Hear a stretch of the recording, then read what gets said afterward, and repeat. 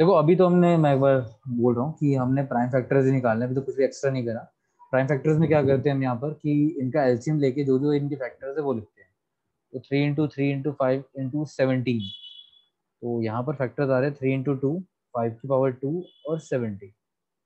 ठीक है, तो ये दो क्वेश्चन हमने करे हैं यहाँ पर। अब अगर बात करें हम क्वेश्चन नंबर 2 की, तो इसके अंदर क्या है, find the LCM and HCF. आपको एलसीएम भी निकालना है और एचसीएफ भी निकालना है। और जो सेकंड चीज दे रखी है आपने छोटी क्लासेस में करा हुआ है, क्या होता है इसके अंदर कि अगर हम एलसीएम और एचसीएफ को मल्टीप्लाई करते हैं तो उसका जो मल्टीप्लिकेशन का जो टोटल आ रहा है वो इक्वल होता है प्रोडक्ट ऑफ टू नंबर्स। यानी जिन दो नंबर्स का आपने एलसीएम और एचसीएफ निकाला है उनको मल्टीप्लाई करोगे उसके इक्वल आएगा। जैसे करते हैं क्वेश्चन तो ज्यादा अच्छे से समझ में आएगा। अब अगर मैं बात करूँ 26 की और 91 की, तो 26 के अगर फैक्टर्स होंगे तो वो होंगे 2 इंटू 13। ठीक है, और 91 के अगर मैं फैक्टर्स लूंगा तो 91 के फैक्टर्स हो जाएंगे 7 इंटू 13। 7 इंटू 13, हाँ यही होगा। तो आप यहां से पहले ये देख के बता सकते हो मुझे एचसीएफ कितना आ रहा है। ठीक है चिन्मय, सर एचसीएफ कितना, 13। जो कॉमन होता है वो आपका एचसीएफ होता है। तो यहाँ पर एचसीएफ आ रहा है आपका 13। और अगर मैं बात करूं एलसीएम की, तो एलसीएम में क्या आता है, देखो जो नंबर्स बच जाते हैं एक तो वो आता है, और साथ में जो आपका एचसीएफ होता है ना वो आता है। तो ध्यान रखना एलसीएम के अंदर क्या आता है कि जो नंबर रिमेनिंग नंबर होते हैं, यानी जिनका पेयर नहीं बना। ठीक है, और साथ में जो आपका एचसीएफ होता है ना वो आ जाता है, तो वो आपका एलसीएम बनाता है। तो ये हो जाएगा 14 इंटू 13। अब इसको करेंगे 169 + 13, 182 आ रहा है।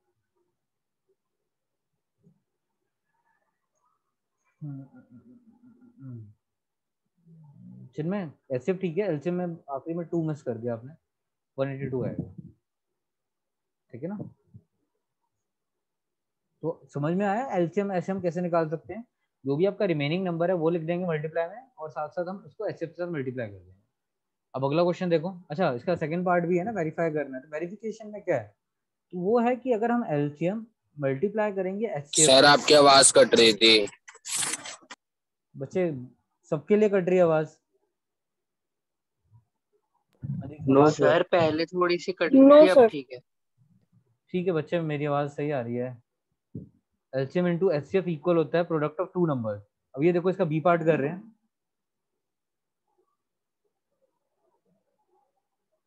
इसमें हम पहले लेफ्ट हैंड साइड को करेंगे। लेफ्ट हैंड साइड क्या है कि एलसीएम मल्टीप्लाई बाय एचसीएफ।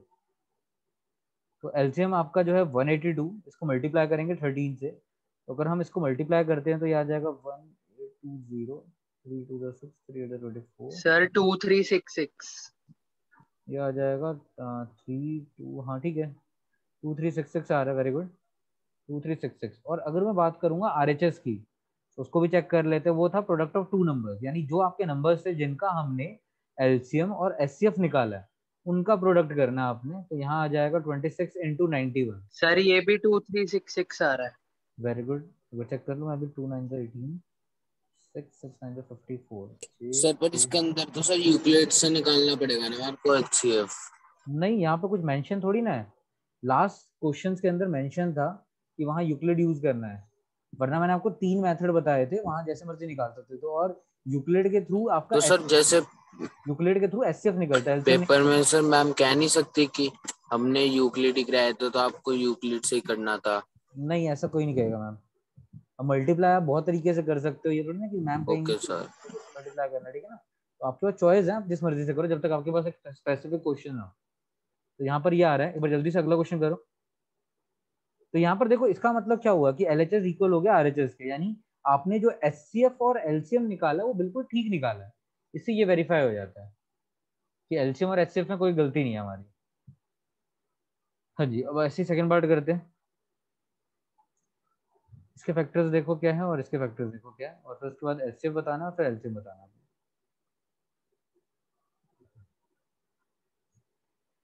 करो आप पहले ट्राई, फिर मैं बताता हूँ।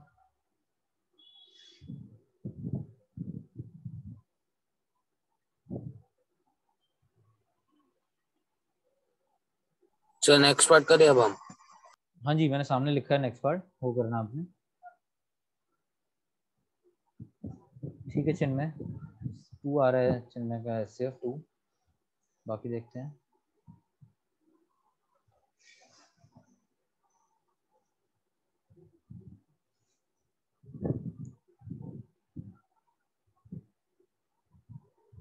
To three four six zero, ठीक है चेक करते हैं अभी।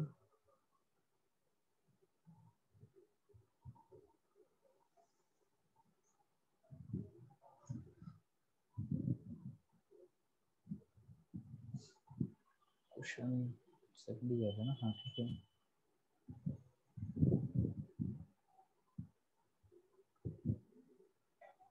देखो यहाँ पे फैक्टर्स अगर बनाते हैं तो अभी 51 हमने ऊपर देखा था, 17 इंटू 3 था, और 10 होता है 2 इंटू 5, तो 2 इंटू 3 इंटू 5 इंटू 17, ये फैक्टर आ रहा है इसका।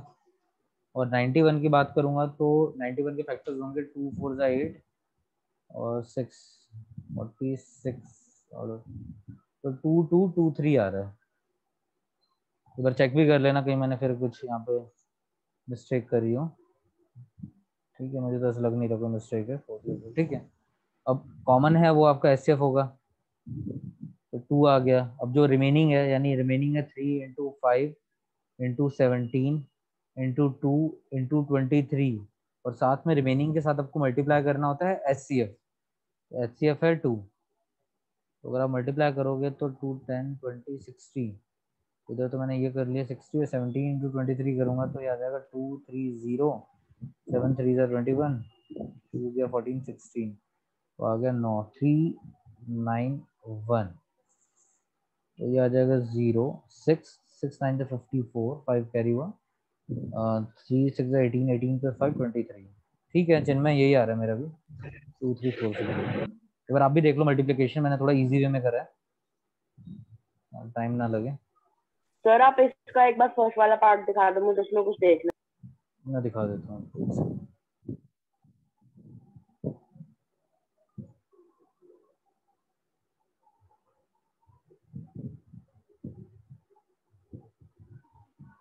हाँ जी, ठीक है, इतना की और ऊपर करूं? सर हो गया सर, थैंक यू सर। हाँ जी सर इसका आंसर सर 23460 आ रहा है। हाँ, यही आ रहा है बच्चे, LC 23460 ही आ रहा है। ठीक है ना, अब अगला क्वेश्चन कर रहे हैं हम। क्या है अगले क्वेश्चन में कि 336 वाला, या ये होमवर्क में कर लेंगे? बताओ ये होमवर्क में हो जाएगा कि अभी करें? यस सर, हो जाएगा। ठीक है, होमवर्क में हो जाएगा। सर मैंने तो अभी कर दिया। चलिए वेरी गुड। कितना, एक बार मुझे बता दो कितना आ रहा है, मैं यहाँ पे लिख देता हूँ ताकि आप लोग पीडीएफ से चेक कर लो आंसर। कितना आ रहा है एचसीएफ थर्ड का? अच्छा, अभी इसका सेकंड पार्ट भी तो नहीं करा। 6 आ रहा है, ठीक है, एक बार लिख देता हूँ, पहले इसका सेकंड पार्ट करा देता हूँ ना। चलिए यहाँ पे कर लेना आप। क्या है यहाँ पर कि वही same formula, LCM into HCF equal to product of two numbers, ये भी तो बाकी है ना, product of two numbers. Sir अगर हम एचसीएफ यूक्लिड डिवीजन से निकालते हैं तो फिर एलसीएम कैसे निकालेंगे?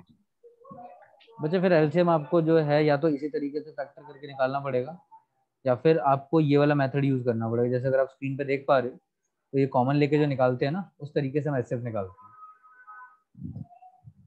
ठीक है ना, वरना डायरेक्टली यूक्लिड को यूज करके आप एलसीएम नहीं निकाल पाओगे।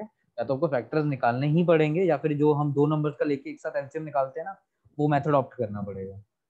और कोई मतलब वे नहीं है इस चीज को करने का। अब अगर यहाँ मैं एलसीएम इंटू एचसीएफ करता हूँ तो यहाँ पर 2 इंटू 2 3 4 6 0, तो आंसर आ रहा है 2 6 12 0 9 6 4 6 9 2 0 आ रहा है। और अगर मैं आरएचएस करता हूँ जो सर कि, मेरा आ गया, सेम आंसर है।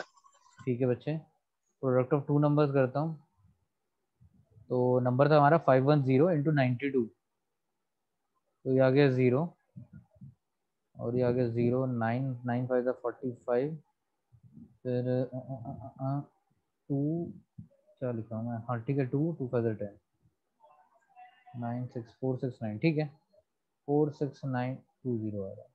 तो यहाँ पे भी एलएचएस इक्वल आ रहा है आरएचएस के। तो ये पूरा क्वेश्चन हुआ है। ठीक है, मैं थर्ड का जो है आपको आंसर बता देता हूँ ताकि आपका घर पे चेक हो जाए होमवर्क में। थर्ड पार्ट आपने होमवर्क में करना है, तो चिन्ह में बताना क्या आ रहा है एचसीएफ और एलसीएम? सर एचसीएफ मेरा 6 आ रहा था और और एलसीएम मेरा आ रहा है 3024। 3024, ठीक है। एक बार बाकी चेक कर लेना, ठीक है ना, होमवर्क में, और फिर इसको वेरीफाई भी कर लेंगे। अब क्वेश्चन नंबर 3 में आते हैं हम। अब यहाँ क्या करा है ना, एलसीएम और एचसीएफ निकालना तो है सेम ऊपर वाले की तरह, पर यहाँ पे ना आपको जो नंबर दे दिए वो 3 नंबर दे दिए हैं, ठीक है ना, नंबर आपको 3 दे दिए, जैसे 12, 15 और 21। तो 12 के अगर आप फैक्टर्स बनाते हो, 15 के फैक्टर्स बनाते हो, 21 के फैक्टर्स बनाते हो, देखते हैं यहाँ पर। तो ये हो जाएगा 2 इंटू 2 इंटू 3, और 15 का हो जाएगा 3 इंटू 5, और 21 का होता है 3 इंटू 7। तो अगर आप यहाँ पे अगर चूज करोगे तो ये देखो 3 दोनों में आ रहा है, ठीक है ना, 3 आपका दोनों के अंदर आ रहा है, मतलब तीनों में आ रहा है, सॉरी दो तो नहीं बोलेंगे, तीनों में आ रहा है। तो अगर नंबर तीनों के अंदर फैक्टर बना रहा है ना, तो ही आप उसको एचसीएफ ले सकते हो। सपोज करो कि 3 इन दोनों में आता, ऊपर वाले में 3 नहीं आता, ठीक है ना, अगर ऊपर वाले में 3 नहीं आता, सिर्फ नीचे आता, तो हम इसको एचसीएफ नहीं मानते। एचसीएफ लेने के लिए नंबर आपका तीनों फैक्टर्स में आना जरूरी है, तीनों ही आपके नंबर्स हैं उनके अंदर आना जरूरी है। तो एचसीएफ आ गया 3। अब बात करते हैं एलसीएम की। तो एलसीएम आप कैसे निकालोगे, जो बच गए 2 इंटू 2 इंटू 5 इंटू 7, और जो आपका एचसीएफ है वो, तो आंसर आ जाएगा 2 5 10। सर 420 आ रहा है। हाँ ठीक है, मैं चेक करा दूं। 2 5 10 20 60 420 आएगा ना, 420, 2 4 4 5 यस 20, सर यही आ रहा है। ठीक है। तो आपका 420 आ जाएगा। अब यहाँ पे ना ये रूल मत लगाना कि LCM into HCF product of 2 numbers, क्योंकि ये जो रूल है ना प्रोडक्ट ऑफ 2 नंबर्स वाला, ये सब 2 नंबर्स के केस में ही लगता है, 3 नंबर के केस में ऐसा कोई रूल नहीं है, ठीक है। तो यहाँ पर आप वेरिफिकेशन नहीं कर सकते। अब अगला देखो, इसका बताओ एचसीएफ कितना आ रहा है? सर एचसीएफ तो इसका 1 ही है। वेरी गुड चिन्मय, बाकी भी एक बार जल्दी से ट्राई करो इसका, बाकी लोग भी कर रहे हैं यहाँ पे, एक बार ट्राई करें। 17 के कोई फैक्टर्स नहीं होंगे, 23 के कोई फैक्टर्स नहीं होंगे, 29 के कोई फैक्टर्स नहीं होंगे। जब कोई फैक्टर्स ही नहीं होते ना किसी के, तो उसके साथ हम 1 लगा देते हैं, यानी ये हो जाएगा 1 इंटू 17, ठीक है। यहाँ हो जाएगा 1 इंटू 23, और ये हो जाएगा 1 इंटू 29, ठीक है ना। तो हमने 1 इसलिए लगाया क्योंकि कोई भी फैक्टर कॉमन नहीं था, अगर कुछ होता तो हम उसी को लिख देते, पर यहाँ पे फैक्टर ही नहीं था तो हमने 1 ले लिया। तो आपका जो एचसीएफ है वो यहाँ पर क्या आ जाएगा, 1 आ जाएगा, ठीक है। अब आपके दिमाग में आ रहा होगा ऊपर भी तो हम 1 लिख सकते थे। बच्चे अगर मैं यहाँ 1 लिखता और 1 फैक्टर निकालता तो 3 इंटू 1 करता, तो आंसर तो देखो 3 आता ना। तो जब फैक्टर गिवन हो तो 1 लिखो ना लिखो कोई फर्क नहीं पड़ता, क्योंकि 1 से कोई भी नंबर मल्टीप्लाई होगा तो वही नंबर दोबारा आ जाएगा, ठीक है ना, वही नंबर आपका दोबारा आ जाएगा। तो उस केस में 1 लिखो ना लिखो कोई फर्क नहीं पड़ेगा, पर जब फैक्टर्स ही नहीं है तब तो 1 लिखना पड़ेगा आपको। अब यहाँ पर अगर मैं एलसीएम लूंगा तो सर हमें बोलो। सर हमें इस क्वेश्चन में सिर्फ एचसीएफ और एलसीएम निकालना है सिंपल वे से। हाँ, इधर खाली एलसीएम और एचसीएफ निकालना और कुछ नहीं करना। अभी थोड़ा सा बड़ा नंबर है, इसको मल्टीप्लाई ओके करना है।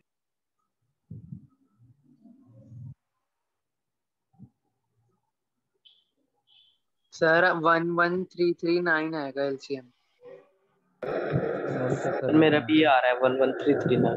ठीक है बच्चे, मैं भी चेक कर लेता हूँ ना एक बार।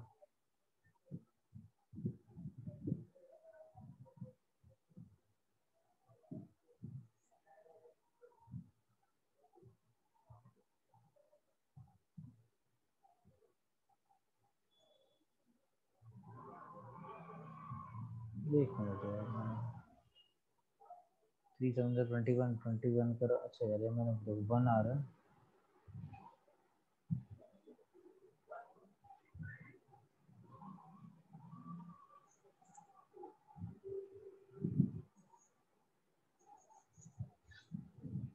एक सेकंड, 9 आ रहा है यहाँ पर, 81 आ रहा है, 8 ऊपर गया, 27 आ रहा है, ठीक है।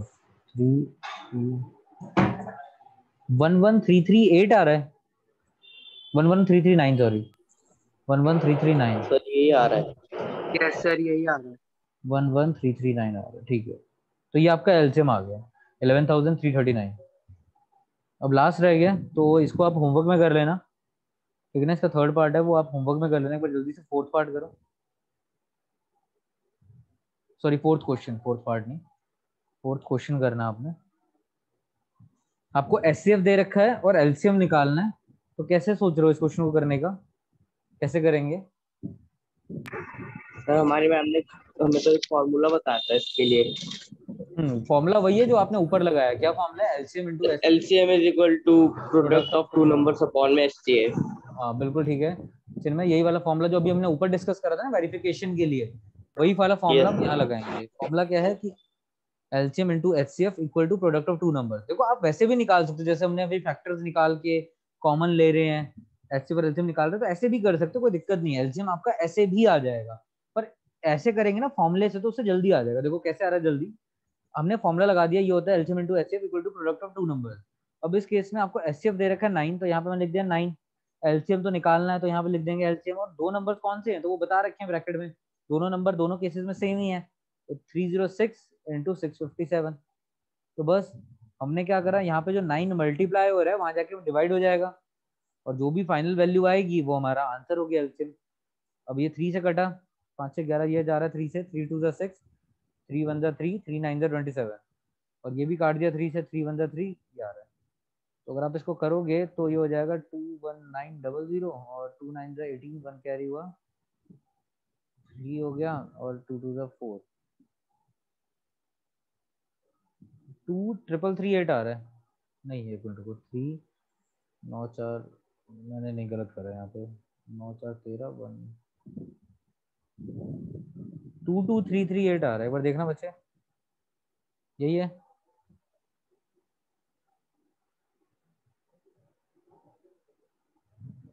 सर 22338।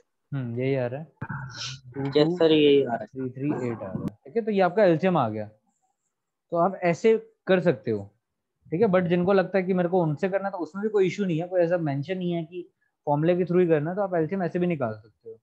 एलसीएम निकालने का मेथड क्या है कि आप रफ में क्या करो, तीनों दो नंबर जो है, एक मेथड तो ये आप ऐसे चूज करो 3102, 3 2 6, 3 1 3 9, ऐसे भी करके एलसीएम निकाल सकते हो। या फिर जो है आप क्या करना है, दोनों के फैक्टर्स निकाल लो, 306 के फैक्टर्स, 657 के फैक्टर्स, तो जो पहले कॉमन चुन लेना जिससे एचसीएफ आ जाएगा, और नॉन कॉमन और एचसीएफ को मल्टीप्लाई करेंगे तो एलसीएम आ जाएगा। तो आप एलसीएम को ऐसे भी कर सकते हो और फैक्टर्स लेके भी कर सकते हो, बट सबसे बेस्ट तो यही है, ये छोटा है, इससे जल्दी हो जा रहा है, ठीक है ना। सबसे बेस्ट तो यही मेथड है जिससे आपको जल्दी है। सर आज बस यही एक्सरसाइज करेंगे। देखते हैं बच्चे, क्योंकि अगले जो क्वेश्चन है ना वो बिल्कुल ही अलग है, तो देखता हूँ कैसे कराना है मुझे, पहले ये हो जाए खत्म, फिर मैं देखेंगे क्या करना है। अब क्वेश्चन नंबर जो है 5th है, ये पढ़ो जरा। और ये ना अभी खाली हम समझेंगे, मैं आपसे एक जेन्युइन आंसर नहीं मांग रहा कि यहाँ इस क्वेश्चन आंसर आप मतलब समझ के मुझे बताना कि ऐसा हो सकता है नहीं हो सकता। क्वेश्चन क्या है, चेक वेदर 6 की power n can and with digit 0 for any natural number n। यानी अगर 6 की पावर n एक नंबर है और n आप जो मर्जी ले लो, ठीक है ना, कोई भी नेचुरल नंबर, तो क्या कभी आपको आखिरी में 0 मिलेगा?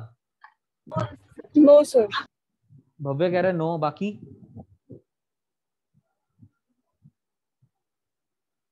सर एक बार ये क्वेश्चन का सर मतलब एक बार दोबारा बताना क्या का है। वो मैं लिख के बता देता हूँ कि यहाँ पर ये कह रहा हूँ कि अगर 6 की पावर n एक नंबर है और n कोई भी आप नेचुरल नंबर ले लेते हो, कोई भी इनफाइनाइट पॉजिटिव नंबर, ठीक है ना, तो n को जब आप सपोज करो 2 पुट कर रहे हो तो 6 की पावर 2 आ गए तो 36 आ रहा है।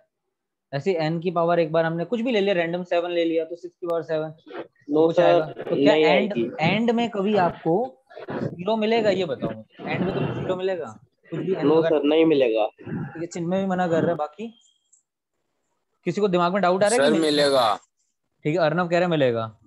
चलिए पहले उनसे पूछ लेते हैं कि क्यों नहीं मिलेगा, चिन्ह क्यों नहीं मिलेगा, भव्य क्यों नहीं मिलेगा? सर मिलेगा। प्रियांश भी कह रहा है 6 मिलेगा। into 5 is equal to 30। Sir मिलेगा, सर मिलेगा। अरे देखो नहीं मिलेगा बच्चे, देखो मैं बता रहा हूँ क्यों नहीं मिलेगा। अभी आपने बोला 6 into 5, तो क्या मैं 6 को किसी नंबर से मल्टीप्लाई कर रहा हूँ? समझना जरा, मैंने कहा कि अगर 6 की पावर 2 लिख रहा हूँ तो इसका मतलब क्या हो गया, 6 को सर 6, हम तो इसमें 6 को 6 से मल्टीप्लाई करेंगे हर बार, तो हाँ एंड के जो डिजिट है वो तो हर बार 6 ही आएगी। हाँ मैं वही समझा रहा हूँ। देखो यहाँ पर आप कर रहे हो 6 n की 2 ले रहे हो, तो 6 की पावर 2, इसका मतलब क्या होगा, 6 को हमने 2 टाइम्स मल्टीप्लाई करें, यानी 6 into 6। अगर n आप 7 ले रहे हो तो इसका मतलब हो गया 6 की पावर 7, यानी 6 into 6 into 6 into 6 into 6 into 6। तो जितनी बार भी आप 6 मल्टीप्लाई करोगे ना तो आखिरी में आपको 6 ही मिलेगा। आप चाहे कैलकुलेटर लो और करके देख लो। और ऐसे अगर आप कह रहे हो n की पावर 5 लेता हूँ तो यहाँ पर आ जाएगा 5, तो यानी इसका मतलब हो जाएगा 6 इंटू 6 इंटू 6 इंटू 6, तो भी आपको एट द एंड 6 ही मिलेगा, कभी 5 नहीं मिलेगा। जो भी मल्टीप्लिकेशन का टोटल आएगा उसकी बात कर रहा हूँ मैं, ठीक है ना, लास्ट में 6 ही मिलेगा। आप कैलकुलेटर में करके देख लो, कोई इशू नहीं है, ठीक है। तो आपको कभी भी नहीं मिलेगा, तो आंसर हो जाएगा नो। अब ये समझेंगे ऐसा क्यों है, क्यों नहीं मिल रहा हमें आखिरी में, क्योंकि जीरो अगर आपको बनाना है ना, अगर पीछे आपको जीरो चाहिए तो जीरो के लिए कौन कौन से फैक्टर्स हो सकते हैं, पीछे जीरो कब आएगा, जब फैक्टर्स क्या होंगे, सर 2 और 5। 2 और 5, वेरी गुड। जिसने ये समझ लिया ना 2 और 5, देखो अब मैं आपको अच्छे से समझाता हूँ ये चीज, क्यों नहीं है, क्यों है, कैसे होगा, ये सारी चीजें समझते हैं अच्छे से। ये खाली मैंने इतना अभी दिया था ताकि आप थोड़ा गैस कर सको ये क्वेश्चन कैसे करना है। देखो अगर 10 ले रहा हूं मैं तो 10 के पीछे जीरो आ रहा है, और 10 की अगर फॉर्मेशन देख रहे हैं तो ये होता है 2 इंटू 5, ठीक है। अब 10 ना लेके मैं लेता हूँ 1440 ले लेता हूँ, ठीक है ना। अब यहाँ पर भी आखिरी में जीरो आ रहा है, पर अगर आप इसके फैक्टर्स देखोगे 1440 के, तो ये हो जाएगा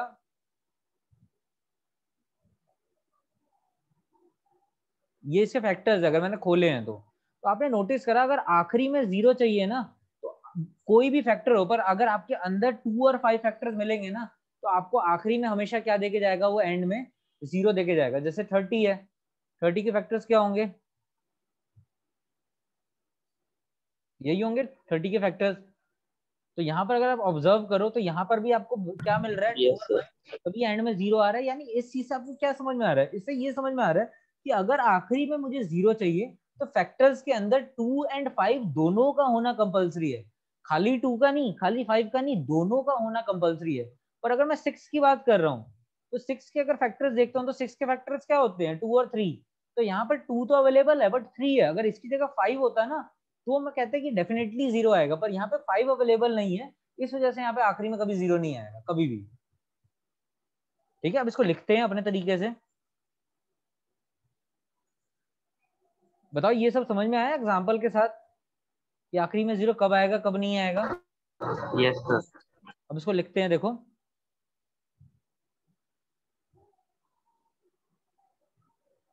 तो यहाँ पे लिख देंगे नो 6 की power n can not and with digit zero because for unit digit zero number should have 2 and 5 as a common factor। बस इतना सा आंसर देना है, सिंपल सी लैंग्वेज में लिखवाया मैंने, बुकिश लैंग्वेज में नहीं लिखवाया। मैंने ये बताया कि 6 की power n can not and digit zero, कभी जीरो नहीं देगा। इसके लिए आपको क्या चाहिए, अगर यूनिट डिजिट जीरो चाहिए तो नंबर के अंदर 2 and 5 as a common factor होना मस्ट है। तो ये आपका आंसर हो जाएगा। इसी से देखो सेम क्वेश्चन है, एग्जाम्पल नंबर 8 नहीं 8 नहीं, एक सेकंड, ये एग्जाम्पल नंबर 5 सेम इसी के बेसिस पे है। देखो एक बार, तो इसका आंसर बताओ मुझे क्या होगा एग्जाम्पल नंबर 5 का।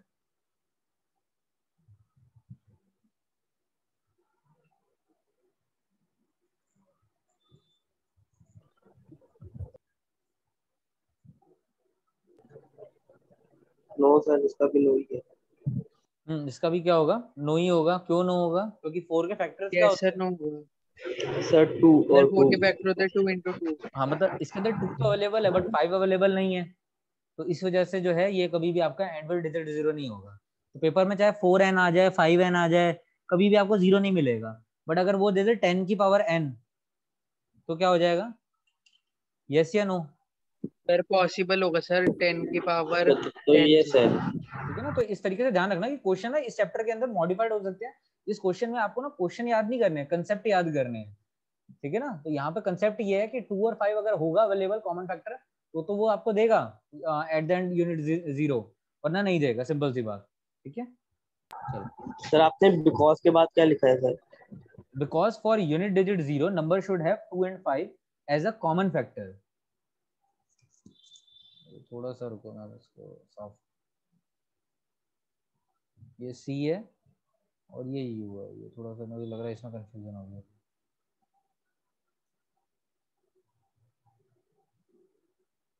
चलो अगला क्वेश्चन देख रहे हैं। अब क्वेश्चन नंबर 6 भी बहुत अच्छा है, पहले पढ़ो और बताओ इसका आंसर।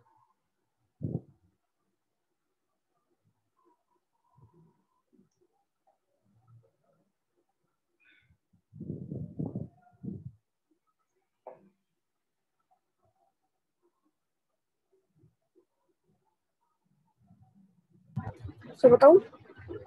हाँ जी भव्य बताओ। इसमें तो पहले हम कहेंगे कि जो नंबर है उसके तीन तीन फैक्टर है, मतलब मोर देन फैक्टर है, और जब हम उसका 30 ऐड कर रहे हैं तो 30 से फैक्टर है, तो इसका मतलब उसके अंदर 8 इंटू 30 हो गया, तो कॉम्प्लेक्स नंबर हो जाएगा 8 इंटू 77 प्लस 1। देखो मैं इसको ना प्रॉपर बताता हूँ, चलो ठीक है। बाकी सबने पढ़ा। यहाँ पे कंपोजिट नंबर दे रखा है, तो कंपोजिट नंबर कौन से होते हैं पहले बताओ मुझे। बाबा एक छोटा सा प्रॉब्लम है, बताता हूँ आपको। आपने ठीक जा रहे हो, बस लास्ट में थोड़ा सा लिखने का तरीका बताता हूँ आपको। कंपोजिट नंबर कौन से होते हैं याद है सबको? दो नंबर होते हैं मेन जिनमें डिफरेंस होता है, एक कंपोजिट होता है, एक प्राइम होता है। तो प्राइम तो याद होगा सबको क्योंकि हर जगह आपने सुना है। कंपोजिट क्या होते हैं? सर कंपोजिट वो होते हैं जो 2 की टेबल में आते हैं। देखो कंपोजिट वो होते हैं जो अपने अलावा दूसरों के टेबल में आते हैं। जैसे कि आपका हो गया 4, 6, 8, 9, 10, 12, ठीक है ना, 14, ये सारी चीज नंबर। और प्राइम नंबर वो होते हैं जो जो अपनी टेबल में ही आते हैं सर, 2, 3, 5, 7, 11, 13, ये सारे नंबर, ठीक है। हाँ आशी, ठीक है ना, बट प्राइम भी पता होना चाहिए ना उसके लिए बाकी को, इसलिए मैंने दोनों बता दी कि प्राइम जो अपनी टेबल में आते हैं सिर्फ और सिर्फ, दूसरों की टेबल में नहीं आएंगे। और कंपोजिट वो अपने अलावा दूसरे की टेबल में भी आते हैं। जैसे 4 जो है 2 के में भी आता है और अपने 4 में भी आ जाएगा। 6 जो है वो 2 में आता है, 3 में आता है, 6 में आता है। ऐसी 8 है, 9 है, ये अपने अलावा दूसरे में भी आते हैं, ठीक है। बट 2, 3, 5, 7, 11, 13 ये सिर्फ अपने के अंदर ही आता है। और एक बात और पूछनी थी कि 1 क्या होता है, प्राइम होता है या कंपोजिट होता है? Neither prime nor composite. Very good, बिल्कुल अच्छी बात है, याद है। तो 1 ना तो प्राइम होता है ना ही कंपोजिट होता है, ठीक है। तो ना हम इस कैटेगरी के अंदर भी नहीं रखते, इसके अंदर भी नहीं रखते। तो 1 ना तो प्राइम होता है ना ही कंपोजिट होता है। Very good. अब चलो ये हमने पढ़ लिया कि कौन सी चीज क्या होती है। अब अगर मैं क्वेश्चन की बात करूं, क्वेश्चन की यहाँ पर तो क्या कह रहा है कि हमें बताना है फर्स्ट पार्ट के अंदर कि ये जो है ना नंबर 7 इंटू 11 इंटू 13 प्लस 13, क्या ये कंपोजिट नंबर है? प्रूव करके दिखाना है। तो इसको ना अगर आप सॉल्व करोगे, फिर इसको प्लस करोगे, फिर आपके फैक्टर्स बनाओगे, है ना, कि पहले मल्टीप्लाई करेंगे, फिर प्लस करेंगे, फिर एक नंबर आएगा, फिर उसके फैक्टर्स बनाएंगे, फैक्टर में बताएंगे कि इसके फैक्टर तो बहुत सारे हैं, तो ये कंपोजिट होगा। पर इससे अच्छा पता क्या करना है आपने? 13 को कॉमन ले लेना है, तो यहाँ बचेगा 1 और यहाँ पे भी बचेगा 1। तो जैसे ही आपने 13 को कॉमन लिया तो आपके पास आ रहा है 13 इंटू 77 प्लस 1।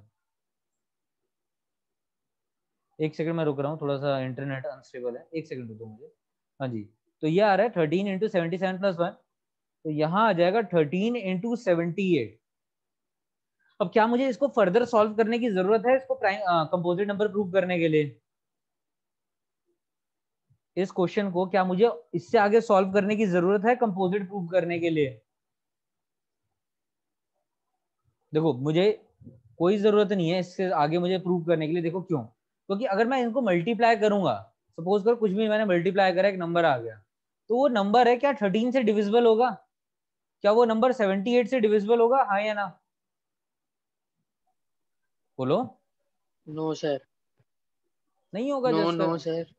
बच्चा एक चीज बताओ मुझे, अगर एक नंबर है 2 और 3, इनको मैं मल्टीप्लाई करता हूँ तो रिजल्ट आता है 6। क्या 6 को आप 2 से काट सकते हो? ये बताओ, क्या यस 6 सर। को 3 से काट सकते हो?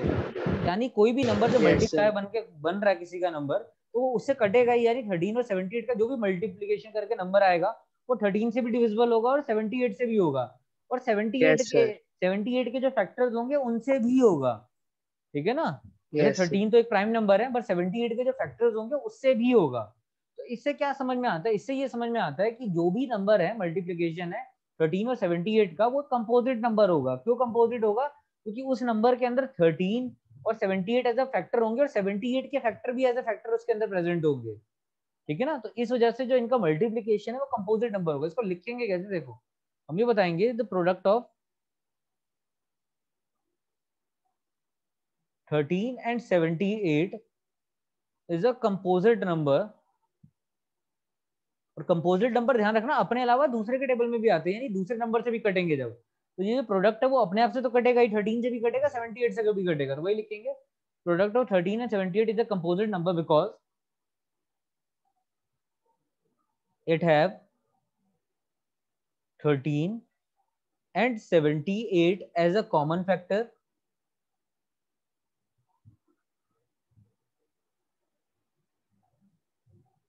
and in composite, बस इतना ही काफी है, एक मिनट रुको।